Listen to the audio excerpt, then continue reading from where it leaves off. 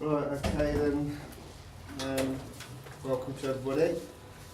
The last external scrutiny of the municipal year. So it runs smoothly. Evacuation procedure, I think everybody knows the evacuation procedure. If not, just follow me. Yes. Apologies, is there any apologies? Yes, we've got apologies from Councillor Brown, substitute Councillor Evans, and apologies from Councillor Dowerty, substitute Councillor Hancock. Okay, brilliant. Thank you. Minutes. Further the minutes of the meeting of the external overview of scrutiny panel held on 7th February. Is everybody able to sign these? Simple yes, Chair. Would you do? Yes, Chair. Yes, Chair.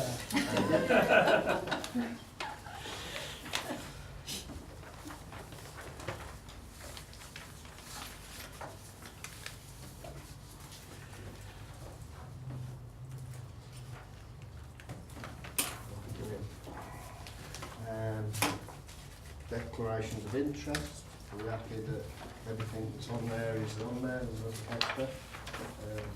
Yeah, obviously as a substitute mine aren't listed, so I just refer members to my register of interest.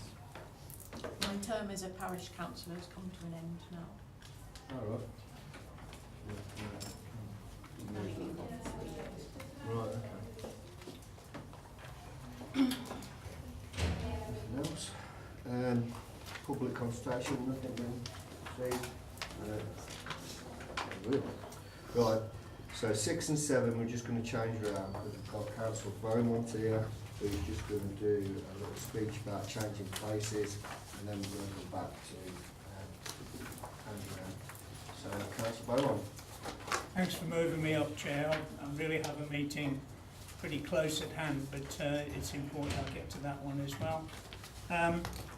I've come today because of the changing places reference in the agenda and the invitation you extended to me to come and talk.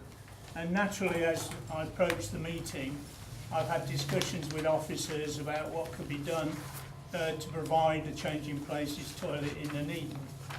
And of course we are facing transformation of Nuneaton as the major event, and there is shed loads of cash coming in, and hopefully it will be successful, and people with the needs for these facilities would also want to enjoy with the result of transforming Nuneaton. So it struck me that just asking the question, what are we going to do about a change in places facility, is an important one as part of transforming Nuneaton. So I've been to Ian Powell, who is running the Transforming Nuneaton project from this council's point of view, and asked him if we wanted it to be put on the agenda for transforming Nuneaton, what is the best way of doing that? And he's indicated in these 2 paragraphs in the email which he has sent me, the pathway, if you like, to getting it put on the agenda, and for us to have, which I think has been missing in a way, a proper partnership, which I hope is happening for transforming Nuneaton, applied to this very task. So I'm offering that to the panel as a first bit of evidence, indication in the 2nd paragraph as to how the issue would be brought to bear on transforming Nuneaton. I have been aware from the very outset of the discussion while I was a member of this panel of changing places and of the need for them, and I've been on the website for changing places, which indicates where facilities are, and if you read the small print at the bottom you'll find a way of getting to the very website and exploring the map. But there's only 2 places I think that are, well, there may be 3 because there's Hinckley as well, where these facilities exist within difficult reach of Nuneaton, and it does illustrate on the map, I think, that we do need one smack in the centre of this town and readily accessible. And the other thing I've offered really is changing places at Kingsbury Park, which I think illustrates the County Council's commitment to changing places.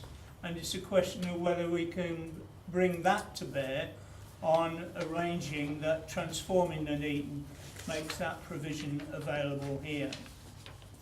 And it's quite clear from this changing places at Kingsbury Water Park that the County Council has worked with and led in many ways the provision of these changing places toilets. And I think their philosophy comes across quite well in that article, and it's well worth a read. The other thing I think it illustrates is, because one of the questions you get asked is, how are people going to access the toilets?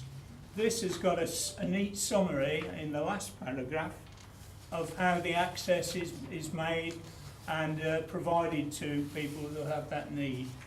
And it's quite clear that a radar key and the facility which is illustrated are easily accessed, certainly at Kingsbury Water Park. And I can imagine something like a venue, like a cinema, for example, with opening hours that are typically from late morning through to 9 or 10 o'clock at night, making available this sort of facility. So I think there is an opportunity to design into the right sort of venue this sort of facility, and I think it just can be done. As far as finding the cash for it's concerned, as I say, there are shed loads of cash getting thrown at Nuneaton Town Centre. And I think there are also policies which donors have about access, disability access and so on. And I think it would be a fairly easy thing to thread it in, and the earlier the better, into the project that's going forward to make this provision available. It does make reference to a cross-party group, and as I understand it, it's 3 from County and 3 from Nuneaton, of the leading members, that is leader, deputy leader, or portfolio holders, I think in Warwickshire's case. And it would be that sort of cross-party arrangement that could sort and adopt and adapt this sort of proposal.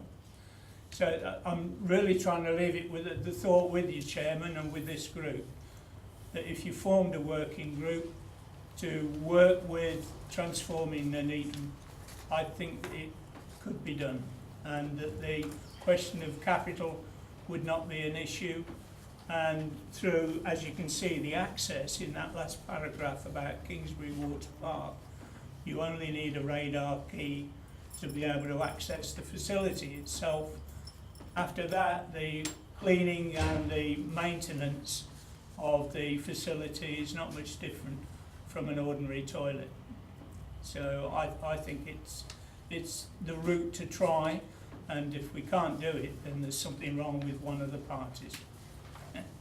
So to be clear, your recommendation is to set up a working group? Set up a working group and use the route which Ian Powell has indicated is the way to inject the issue into transforming Nuneaton. Okay. So you're okay to take questions? Yeah, sure. Yeah. Councillor Colby? Well, it's more of a statement, really. 24th of December, DCRG actually put out a notification to say that new shopping centres, stadiums, theme parks, etc., have to provide changing places toilets. So that is from government, actually, not from the will of any council, either Nuneaton and Bedworth or Warwickshire. And given that when we were discussing this in the council offices, in the full council, and we had the fairy dust comment, I actually took it upon myself to go to the now managing director of Warwickshire County Council. I had a full and frank discussion with her, and she actually agreed way back then to put it on the agenda for transforming Nuneaton. So again, it's not from any wisdom or will from anybody in any working group, because it was me knocking on the door and having a conversation with people. So again, it's already on the agenda for transforming Nuneaton. It's nothing new, and I have already said that. So, but yeah, great. Keep us posted on everything that's going on, because it's really important that we get this done, and it's really important that it doesn't get kicked into the long grass, because transforming Nuneaton is a long-term project. However, it should be one of the priorities of transforming Nuneaton, because we have residents now that can't use our facilities because they can't use the bathroom. Still think it would be good to do a working Oh, group, absolutely, yeah, so that absolutely. so that you can find out what the need is, so that Yeah. you're not knocking on a door and saying I need this, and then find out only 2 people need it. I can guarantee yeah, that that more was than just, 2 it people was just, need it was just a figure. I know, yes. But I think that we need to do some legwork, Yeah. so that you can knock on the door and then say, right, in 6 months, this many people would have come if we had that.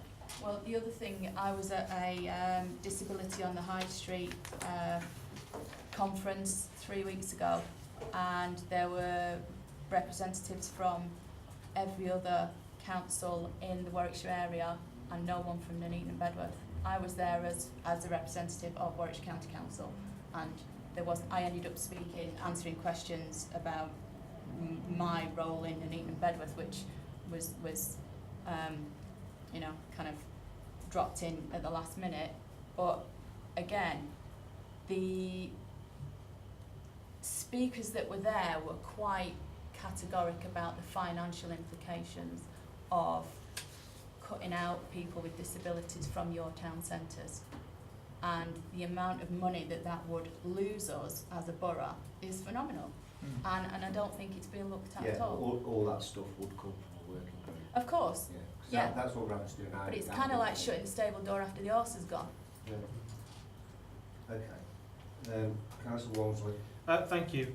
There's twofold sort of question, if I can, Councillor Beaumont. One is, obviously, it alludes to the points made earlier by Councillor Golby, that transforming Nuneaton is quite a long-term project, and I think it would be potentially 5 to 10 years before we start seeing development on the scale of type that you're talking, potentially.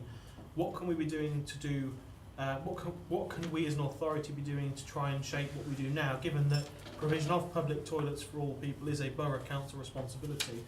And the sort of second part and follow-up to that is, what has been considered through yourself and through your departments of the ability of leveraging Section 106's agreements with the various developments we're seeing going on in Nuneaton at the moment? Have we looked to try and apply for some funding towards provision of adult changes through that? Have we not? Can that be something you could, if not, potentially take away and see, work with your colleagues in planning? Well, one of my main purposes in presenting Changing Places at Kingsbury Water Park was to bring forward to you the fact that it is County Councillor Jens who says this is a great achievement for Warwickshire County Park Service, as the County Council is committed to providing a service to all sections of the community, and in particular improving access to our parks who have care needs. It's an important aspiration for us and our partners to create more access for disabled people and their families and carers, enabling them to visit their parks and enjoy the countryside. Now, I don't see why that couldn't be a commitment that's applied to the town centre. And you talk about it being a long-term kicking it into the grass. I can tell you that the pace of change is going to be pretty quick, pretty good. It's not something that we sit watching, it's something we drive, and I've been really impressed from what I've seen of transforming Nuneaton, that it's going to be moving at pace and you're going to be impressed. So that's all I can say on that front. A lot of the work is confidential, but the stuff I've seen indicates there is intense activity on all fronts to make that happen. Provision of toilets in town centres is a borough district council authority responsibility. and I understand what the county does. Effectively, it's county council land, the county council service. They've put a county council facility into a county council building. Yeah. I completely understand that, and it's a great achievement. But what I'm equally saying is the provision of public toilets in town centres is a district council authority level and area of responsibility.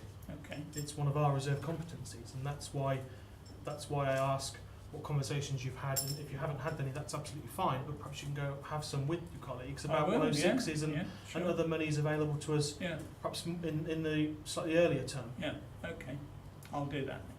Thank you. But I do think this is a major opportunity to get it right. Oh yeah, totally. But like I say, you're going to need to set up the evidence first. Yeah. You're going to need to do the legwork. So, like I say, coming back to gambling again, is we can't ask for treatment of gambling because we don't know anything yet. Councillor Evans. Yeah, thank you, Chair. Thank you very much, Councillor Beaumont, for giving that briefing to us. It's much appreciated. You made 2 recommendations. Would you mind if I could move a third?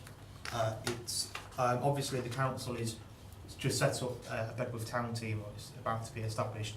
Could I ask that this item with regards to changing places refer to this Bedworth town team as well for when that's established? It's a council-driven project, so I believe the committee can make that formal recommendation that that's put onto the agenda for whenever they first have a meeting. Because obviously Councillor Beaumont's made specific reference to transforming the needs, and I think it's important as well to remember that there is a town called Bedworth. What is wrong with doing a working group first to find out what's what? There's absolutely nothing wrong with doing a working group. There's nothing wrong with doing a working group, and I will really support that. But obviously, Councillor Beaumont did make specific reference to transforming the Nuneaton. And he's right. But obviously, you know, just so I can explain, there was 2 portfolio I was asked to come on. Councillor Beaumont, because it is health and communities, and Councillor Shepherd, because it is more the toilets. yes, So we have been looking to get Councillor Beaumont on here, but we can't answer everything. And nobody can. Nobody can. Why do you have to keep putting in? Nobody can until we've done a working group. But I'm sure Councillor Beaumont will answer any question. You've made a recommendation, but we'll just go around and listen to everybody else first, and then we'll have a vote on something in a bit. okay. Councillor Hancock. Yeah, thanks, Chair. I wanted to clarify something, but I don't think we've got any senior officers that can maybe answer it, because it was something that Councillor Walmsley said about the responsibilities this authority has, and I'm not convinced that provision of toilets is a statutory obligation of the council. I think it's something that we choose to do, but not forced to do. But unless there's somebody who can tell me that for sure, that's it. But anyway, regardless of that, and if somebody can find that out, I think that's important that we know that. But regardless of that, there's clearly an opportunity to put this type of provision into the transforming Nuneaton thing. You know, whatever it's going to be pretty large, and I would have thought something like this could be incorporated into whatever comes about. But if I have a criticism, Councillor Beaumont has fallen into the trap that many people fall into by referring to the town, Nuneaton. We're a borough of Nuneaton and Bedworth, and Bolton for that matter, but Nuneaton and Bedworth is the name of this borough. And when you're looking at providing facilities, you look at providing them across the borough. There's other issues about sustainability, and by that what I mean is it's fairly easy to put some provision in of whatever you're looking at, but it's the ongoing future costs of maintaining that provision that has to be taken into account as well. And you know, when you talk about 106s or SIL money, that will provide for something to do, but it won't put a cost in to making sure things are maintained for the long term. So, as I say, it's fairly easy to put one into Nuneaton under the Nuneaton Transformation Project, and I totally support that. But if you look towards the Bedworth end, it's highly unlikely that Bedworth will get any major scheme such as what's being planned in Nuneaton. So how then do you spread that equality across the borough? I don't think you would be able to. Where's the money going to come from to provide a facility such as this in Bedworth or Balkington or Gallicum, wherever you may think it's needed? What I'd like to suggest, Chair, is that this scrutiny panel makes representations to, particularly to the cabinet. You know, John, it's under John's portfolio, but I think we should make representations to the cabinet member for planning policy, that maybe we can incorporate this into any future policies that are drawn up. So any sort of reasonably sized, and I wouldn't know what you mean by reasonably sized, any reasonably sized development can provide for this type of facility, and let him look at it and see if that can be put in so it's built in to the 106s and SIL arrangements for planning permissions. Thanks, Chair. Councillor Elliott? Thanks, Chair. Very much in favour of changing places toilet, and looking at the change of places, there's a lot of news on there from Leicestershire County Council at the moment, because they're providing grants. Any businesses are encouraged to apply for up to £20,000 towards installing and changing places. So I agree, we need one in our borough, but we can't provide the funding for them. We have a responsibility for crime, and we're looking at crime tonight, but we don't provide the police. That's Warwickshire County Council. We don't fix potholes. We couldn't be expected to do that from 106 money. We don't employ social workers. We don't commission healthcare. So yes, work in partnership, but we need the funding to come from the appropriate place. Thank you. Councillor Connicott? Thank you very much. A few points. I think everyone's agreed we need them. In terms of the viability, it'd be useful if we had a cost in terms of capital cost to get them put in, because we're always told when we ask for things at planning, particularly section 106 for libraries, whatever, or bridges or whatever, you need a price for capital things. So if the building costs are going to be part of a building that's already there, you know, whatever, the civic hall or whatever, but the fit out costs, it'd be useful to have some ideas of cost, because then we can physically say if it's £50,000 to fit one out, we can ask for £50,000 divided by a few developments. Secondly, transforming Nuneaton is actually a suite of probably about a dozen different projects, some of which, like the transforming of the railway station, might be 10, 20, 30 years off, some of which, like the Abbey Street development, could actually go ahead quite quickly if we're demolishing in the next couple of months and we can get a leisure operator to come in the next couple of years. We could potentially have some development on that site or a car park of Abbey Street very quickly. And so there is an urgency about making sure that that specification actually has changing places written into specification, so that we're not sort of catching up and trying to force someone to put it in later. And that then brings me to opening time, because I think a leisure operator, whatever leisure type activity we have, does open later in the evenings and has people there for more time. If you go into a cinema, a bowling alley or whatever, yeah, people are there for many hours, which is where I think these facilities are particularly more useful, because obviously people don't want to go back after an hour to their homes. So very supportive, and I think we do need to sort of get it in the DNA of projects that are actually going to happen quickly, as well as looking at the long-term things. Yeah, I mean, if the bus station gets rebuilt and moves to the road, all these things are decades away, but Abbey Street, I think, is going to happen potentially very quickly. Okay, to sum up now, going to get a working group put together by whoever's willing to. How many do we need, Wendy? 3? At least 3. At least 3. 3 or 5, Maximum of 8. maximum of 8, okay? So, Chair, can I just ask a quick question on working groups? Would they fall come annual council, or could they continue beyond annual council? yeah, If it started now, could the work carry on, or would we have to well, report this is the by last annual one council? tonight, so Yeah. it'll be from the next one, so I'm just really going to finish this off on, and on a working group will be set up, and then that'll be passed on to whoever That was to the sort that question, out, yeah. so it'll be through the next Next to the municipal year. municipal one, yeah. That's what I was That's gonna fine, yeah. ask. Yeah. I just wanted to make sure we didn't start Yeah. and then it suddenly stop. And, No, so yeah. that from me will be carried on by whoever, yeah. Thank you for that clarification, Chair. Lost my track of thought.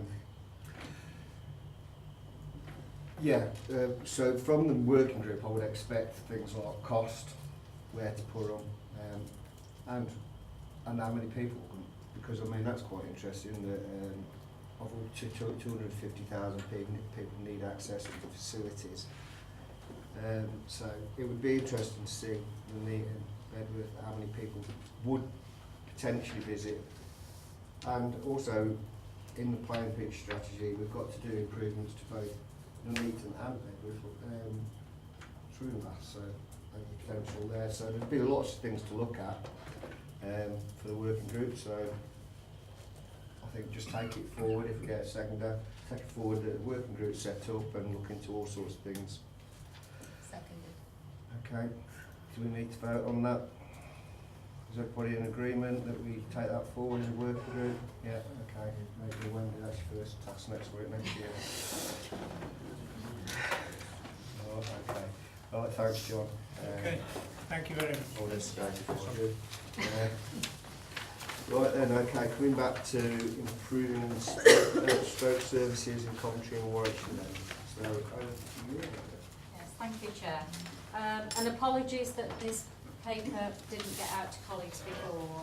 I'm really happy to take questions after this evening if you want to have a read, and if you think there's further questions, then by Wendy we can pick those up. But what I wanted to do was I came last year, and I can't remember exactly when, to the committee to bring to you the outline of the pathway that we were developing in terms of a proposal for improving stroke services.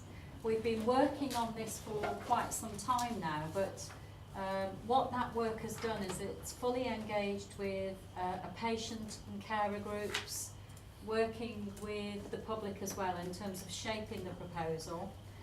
Through that engagement, the proposals have changed, and we've now got a proposed pathway of excellence for stroke. So it wasn't just looking at acute services, hospital services, which is where we began.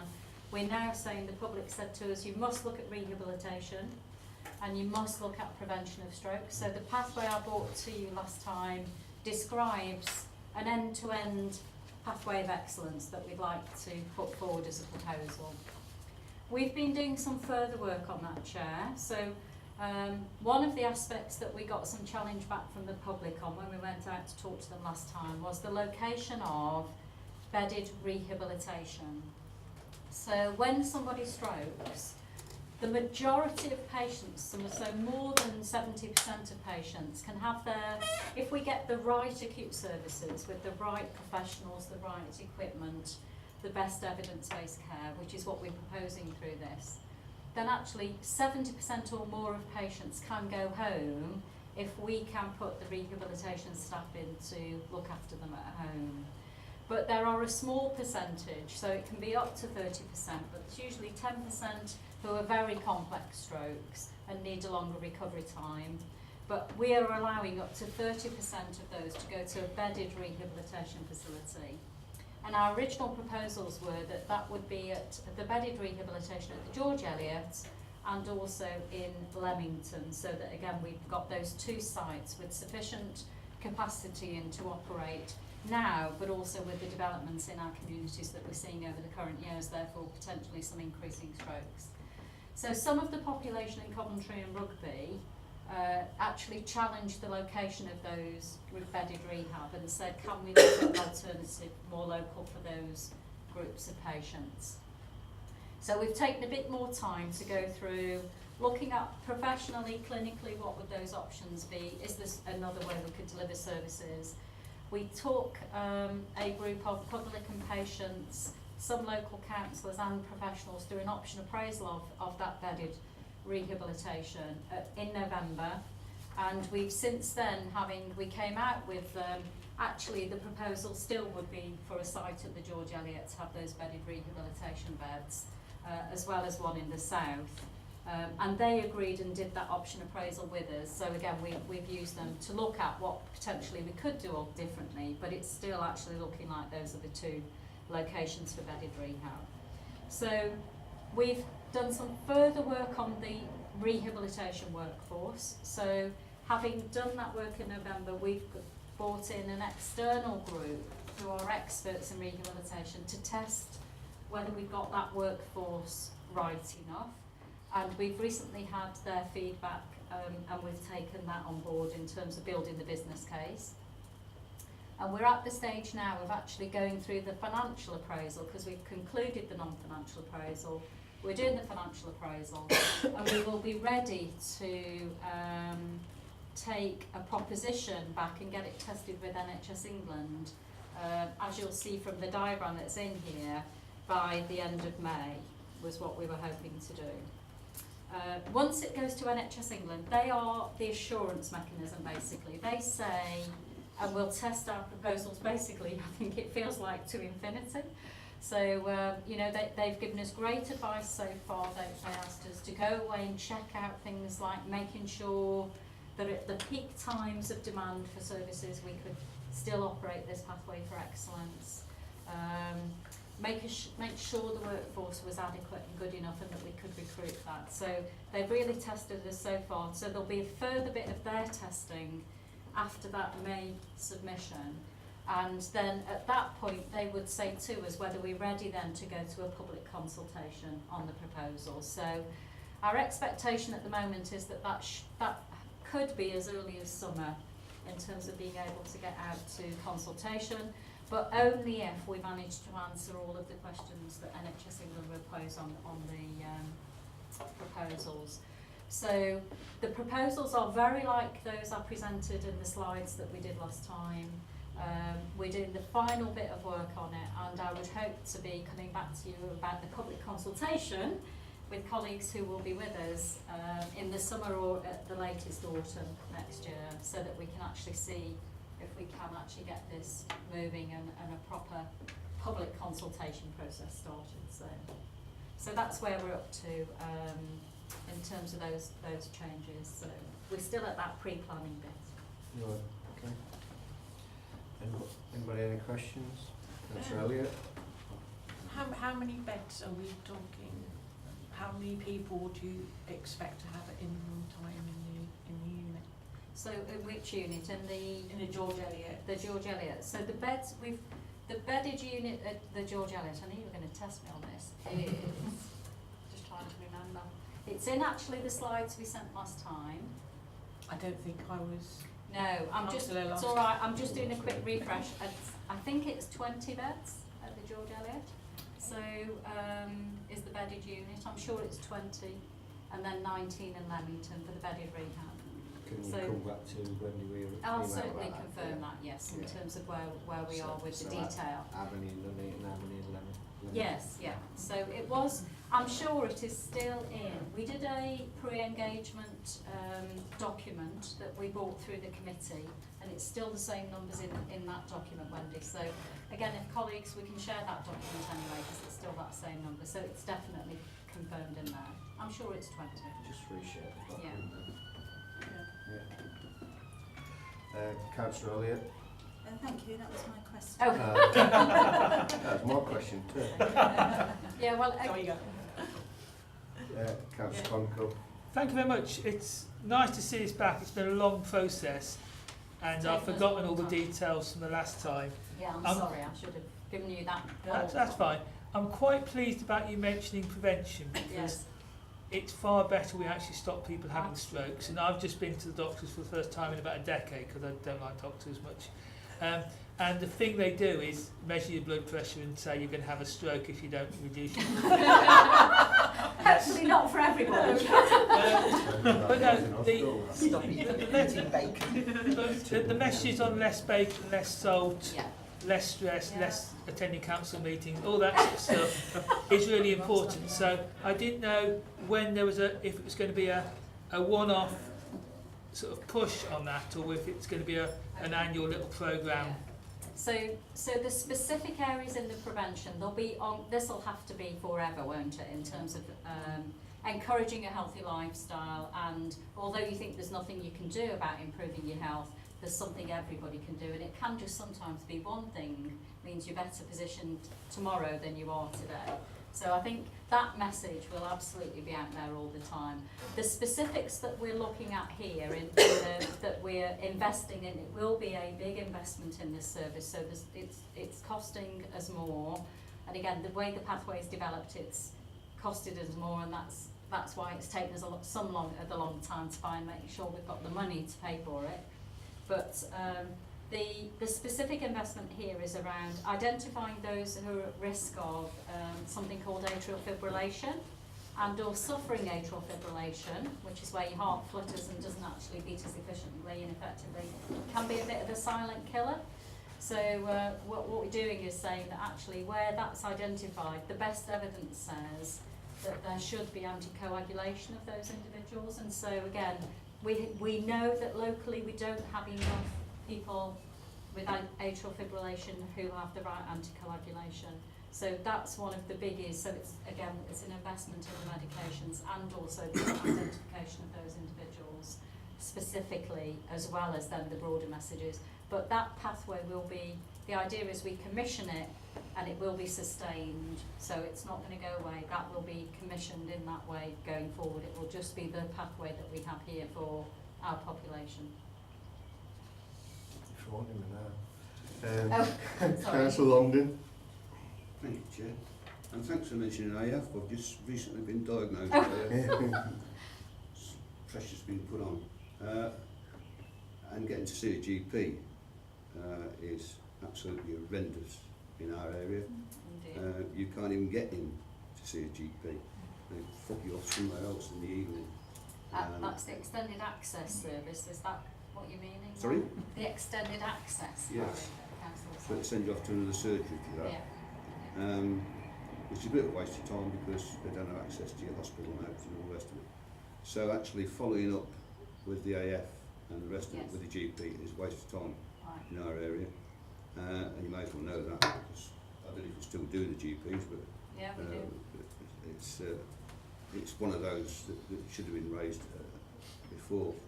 But the issue on this, and having had a TIA as well, I can speak on that. Gosh. The issues, that was a long time ago though, but I'm still here. I'm just thinking you're an exemplar actually. I'm a stayer if nothing else, or a survivor. The issues that I remember, one was the actual capacity at UHCW to deal with the number of stroke cases going in the first place. And it's all very well saying that they're going to come back to the local area, which is good for rehab. But what is going to happen if you get loads of people going to UHCW without having local facilities to deal with it in initial stages? Because you can get held up down that motorway quite significantly, and you might get there too late for rehab. That's the questions that are not being answered. Yes. And also, knowing the way that things are working lately, I suspect that something else is going to have to go in order to pay for this. And you're not going to tell me, so I won't ask that question directly, but I know something else will have to go. Something somewhere will have to be taken out of the system to pay for this if it comes in. And NHS England will make sure of that. So the whole thing might look fluffy and very nice. I'm glad to see that NHS Speak hasn't changed either. I mean, it's quite still alive and well. But the issues are not as nice as what people might think. They're not as good as what people might think. It's good that we're having stuff in the local area still. Yeah. And if it's a 20-bedded unit, that's a sizable unit, which will need sizable staffing. And I have my doubts if that's going to be met in the current climate. So it's raised more questions than it's answered. You've tried to sell it on the basis of what it is. That's fine, no problem with that. But I do have some concerns about the practicalities of how it's all going to work. Okay. So if I can address some of that, I appreciate probably can't address all of it, in that, so for the capacity particularly at UHCW, some of the work we've been doing over the last 6 months has been something called stress testing the service. So that was partly what NHS England asked us last time to make sure we can do. So by doing that, they wanted to make sure that the volume of patients going into UHCW in terms of that assessment and then the pull through to the stroke unit was manageable and that patients weren't going to get delayed. They also asked us to make sure that with the additional demand that the diagnostics for which are required quickly for stroke, to do the proper assessment and the very quick then decision on intervention and or rehabilitation and or thrombolysis, so the clot busting drug, they actually do incredibly well. So they wanted us just to double test that actually that wouldn't change with the extra volume. So we are having to provide that evidence in terms of for the case that goes to them, and again in terms of the public consultation, what I'd be happy to do for committee members is bring more of that evidence if you wanted to see that here, so that you could see what had we done in terms of planning for the ambulance transfers, because there's additional ambulance transfers. So how do we know local people will get there in time, and what mapping have we done on that? So I can assure you we've done the mapping and we can bring you the evidence. In terms of the stress testing of the services, should you want to know that detail, we could bring you that, councillors. And in respect to the rehabilitation, the model that we have done locally is actually now being rolled out and adopted across the West Midlands. So they've just done a regional review of how should rehabilitation services, home-based rehabilitation services, be staffed and manned, and what would they look like in the best practice cases. And they've taken our clinicians from this area into that work to actually do that design, and funnily enough those two things look very similar. So in terms of assurance, what I'd say to you, Barry, is it's taken us a long time to do the proposals. There's no way we could have got to this stage if we hadn't passed all those stages of, testing. I've sat in a room with 25 clinical experts from England that have tested our proposals. That was a tough sort of 4 days of them asking all of the clinicians and myself about our plans, how they operated, who was doing what. That gives me confidence. You can find the outcome of that clinical Senate review in our papers, so we could share that.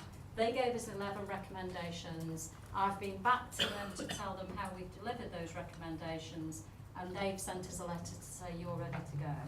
So I don't know how else I can give you assurance that actually these proposals have been tested, but they will have had significant scrutiny by experts who operate stroke service, leading national doctors who lead stroke services, rehabilitation and nurses and patient groups who work on stroke services. So I think we've been through every bit of testing that there is, Chair, so I feel confident in the proposals. Making them work locally for local people is absolutely down to our clinicians, and again, should you wish, during the consultation process, we'll have a group of those clinicians who will be leading that process, and we'll do a local event, but again, should you want them to come to the committee when we bring the paper, we could certainly offer to do that, and make sure I've got one of the leading doctors here, rather than you just hearing from me as a manager, but hear from them and maybe some of the rehab team who are putting it forward, because that again would give, that's not me saying it then, it's their proposals.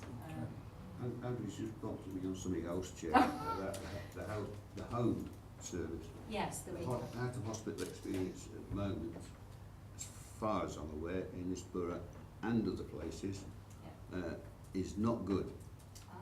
not very good at all. And people are having to find their own way and make their own appointments and ring up because there's no follow-ups and things like that. And I'm beginning to wonder now what's going on, because if this is going to be pushing for home-based rather than the bedded unit, then that's where the money's going to come from, I suppose. But again, it depends. I suppose it's going to all fall on who is it going to fall on? Is it going to be the NHS or is it The going cost. to be? No, who is going to do it? Who's going to deliver it? The home service. Yeah, so it would be it'll be a specialist recruited therapy and nursing service Under who? that links with.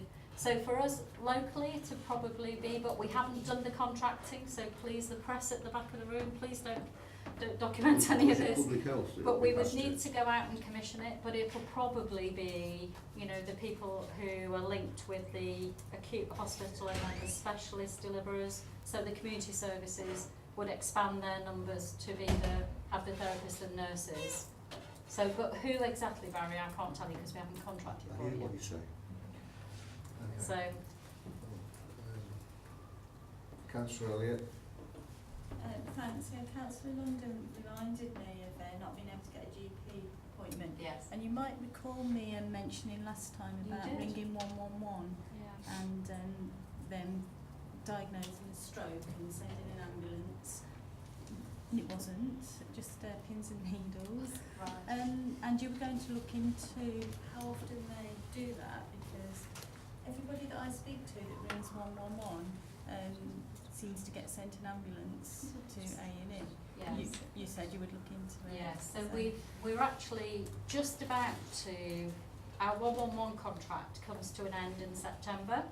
So we're just building together the information that we've got in terms of how the service is working, and the point that you've made, we have seen an increased uptake or referrals to ambulances with the latest service, and we have things like contractual mechanisms to go back to the provider and say this doesn't look a reasonable number. So those sort of contract and performance notices have gone to the current contractor, but we are taking all of that into account in terms of then our recommissioning of 111, the decisions we'll be making by the end of this year. So if there are specifics on that again you want, that's further information, if you come through Wendy, we'll make sure that gets included. But you're right, a few people have picked that up, and when we've monitored it, the numbers are higher. Councillor Hancock. Yeah, thanks, Chair. If I was to be cynical, it would be on the lines that Councillor Longden's just mentioned, because you don't suddenly get a lot of extra investment into the NHS or local authorities or whatever, and so it does tend to be normally a shift around from one section to another to balance things out. But from what I've read and what I've heard, I'm more of a positive note about it. And I don't believe in duplicating things if things have already been done. And Andrea mentioned that there'd already been a bit of a group of professionals and counsellors that have gone around and looked more deeply into it. And you know, we do need to be kept informed. If I have one thing that I'm absolutely convinced about, and it doesn't just relate to TIAs and strokes and things, is about the positivity of getting the message out there. So the prevention side of it, I believe, is probably more important than having to deal with the thing when it's happened. Yes. And unfortunately, over the years, that kind of money's fallen away, and I think we've seen a real impact in health situations. Particularly if I quote one thing that was a massive success originally, was the health awareness about AIDS. It had a massive impact on that, and then as soon as it all fell away again, it started to rise again. So I think, and maybe it's done as a natural part of the process, but I don't know, Chair, is that whatever we can do to work together as a local authority and the the commissioning people is, you know, we put out magazines and things, and we've got notice boards, whatever. Yeah. I think we should be helping to do that house promotion thing along with them. And just as a cheeky end, Chair, because it was raised by others, and you might want to consider putting it on the future programme of this scrutiny panel, is the issue about the CCG and what the plans are for our local surgeries. Because as councillors now, we have no input into things like we used to when it was the old Health Authority and the before Health Watch, Yes, whatever it was. Community Health Council. That was it. And we don't get that input. And you know, I know I've been reading there's 3 surgeries in Nuneaton that are being looked at for combining or closing or whatever it is. Yeah. There's one in my ward in Bedworth. All I read is that the patients of those surgeries will be consulted, but the wider Yeah. community isn't, including elected members. Yeah. I'm sorry, Chair. I just wanted to say that because at the moment I'm not sure of what route I'm going to be able to take to further investigate. I know Health Watch and I will contact Health Watch about it, but anyway, I apologise for that, Chair, but I think it's important to say it. Okay. So, Yeah. Chair, if I may, I hope colleagues will know that myself or members from the CCG are really happy to come along and share information with you, and we work really closely with Nuneaton and Bedworth and also with North Warwickshire councils, because I absolutely agree with you. Working closely together is a really good way of actually making sure any of our resources are improving health and well-being, and I'm absolutely committed to doing that. So I'd be really pleased for either myself or my Chief Officer for Primary Care to come and tell you about the latest plans, to give you some assurances around how we're planning, say, using Section 116 monies to develop surgeries in the area, what the plans are around access and extended access and what we can see at the moment, so that, again, you could scrutinise that, help us to think if we've got some of that gaps where people are not getting through in appointments. Our belief is we're starting to turn the corner a bit on that, but it sounds like that hasn't quite worked its way through yet. There's a lot of work that we're doing in terms of looking at roles of practitioners working with GPs, so that GPs can spend their time on the real medical issues they need to do, but also other professionals like pharmacists helping out GPs out to actually look at things like medicines reviews, etc. So Jenny or myself are happy to come and brief and then take queries and questions, because it is always helpful to get, you live and breathe it and you work, you know, people knock on your doors more than they do mine, so to get your feedback as a collective is really important. So as long as we can have the feedback as well, that would be a deal, that they'll come and share it and you tell us what you think is right, what you don't think is right. Irrespective of whether it's, you know, I'll still report to Scrutiny at County, but actually I'm really keen that we keep that local engagement. And we'll also be looking this year, something else that the committee might want to have a look at. We're looking to change commissioning and the way it works. So you will definitely have a view on that, and there will at some point be a public consultation, but we could come in and again describe those plans as to give you early heads up. But I appreciate you have a lot of items on the agenda, not just health, but I will respond as whatever the ask is that you like in. So you want something, I mean, I don't want to wait the next person's but do you want something on future of local GPs on perhaps in 6 months, perhaps in 6 months' time to come back and have a chat about, but like I say, I can't just wait all this down. Do you want to? Yeah, I just want to thank Councillor Hancock about bringing up, you know, prevention is better than cure. Maybe, I don't know, out of the top of my head, it's something that we could do as a collective, as a council, sort of bringing it to our attention of our wards and stuff, or do a programme or something, prevention. The other thing I was going to ask is, you mentioned about the thrombolysis, and I do believe there's like a 3-hour window which gives a person a better chance of coming through. 60 minutes. 60 minutes, is Yeah. it? So if somebody comes into A&E then, are you going to have, say the person comes off the ambulance, would they be able to be sort of fast-tracked into, you know, a stroke team already in and waiting for that person? So that already happens. So anywhere in Warwickshire, if you have are diagnosed in the ambulance as a potential stroke, at the moment it's within a 4-hour window. They can't diagnose whether you have a bleed or a block, because a stroke can be one or the other. And the thrombolysis works with the circa 15% of people who have need that unblocking, because most strokes are a bleed.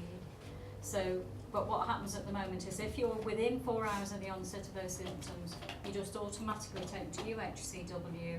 They have a team who are told before you get there, and they pull you in, do that MRI test and check, are you a bleed or a block, do you need thrombolysis? That already happens.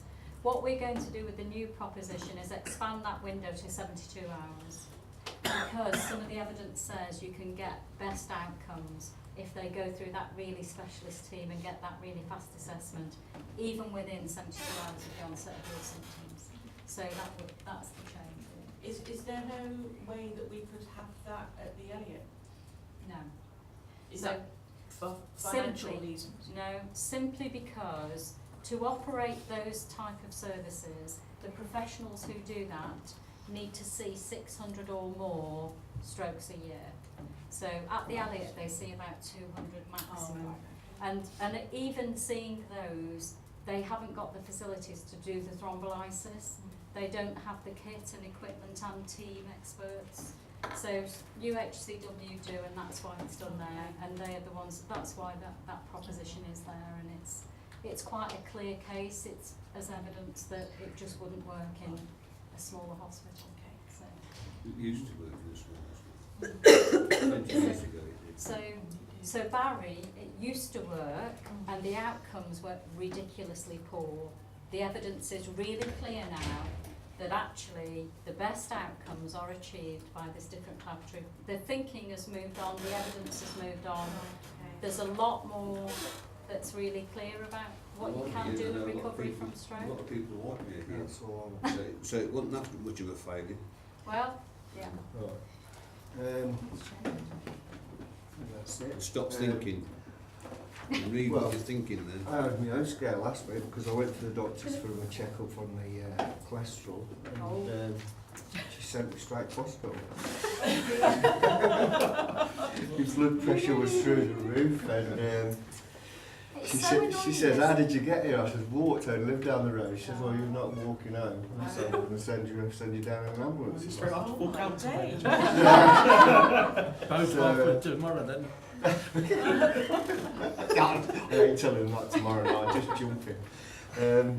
But I'm definitely going I'm going to get a blood pressure machine. Yeah. Yeah, well, because my blood pressure's always been high, so I never really thought anything of it, but bless her, she really had kittens. So she sent me straight down, and but I was in there at 4 o'clock. Had the ECGs and that, I was put in a side room, and then the swap shifts, and I sort of forgot about me, so one doctor went home and never told the next doctor, so we had to do it all again. So it was about 1:30 in the morning before that. Yeah, so, but So that's what worried me though. It's like I was in this side room, not talk to anything, nobody was like monitoring me. And it was like I was just lying there waiting to die. No wonder my blood pressure was high. Oh dear. Maybe the side room was about being calm, but obviously. I weren't calm because I was walking up and down at somebody. Oh, well, But no, I can't account for that. it weren't the best experience I ever had, no. No, But that's not good. I'm still here, right? But- So, I mean, just to be really clear, the George Eliot Hospital is really good for a lot of things, but it's just around some of the very specialist where you need you know, the throughput to keep your skills Yeah. up and competencies Yeah. up. It's that sort of, and a volume of patients. So, Right, okay, thank you for that then, Andrea. Feel free to run. okay, thank you. Okay, thank you very much. Okay, moving on. Board plan attached. Right, page 14. Good to see you. Again, really, it's something we've done from a working group, and we thought it's important to attach the forward plan, because not everybody was reading the forward plan before. So that's there for information, so that you know what's going to cabinet and whatever, so we can have a say. So that really is just for information. Work programme, page 18. Although looks like we've just added a couple for that now. Is everybody happy with what I mean, to be fair, we've done everything we need to do this year. The level will obviously be going ongoing. Sports and physical activity, performance, NAPSEL, and the gambling has only just started. We only had one meeting on that, so that'll carry on. So, to be honest, our job here is done pretty much, except for the things that we've just added on tonight. So, is everybody happy with that? We'll move on. So, any other items? No. Right, now it's exclusion of the press, I'm afraid.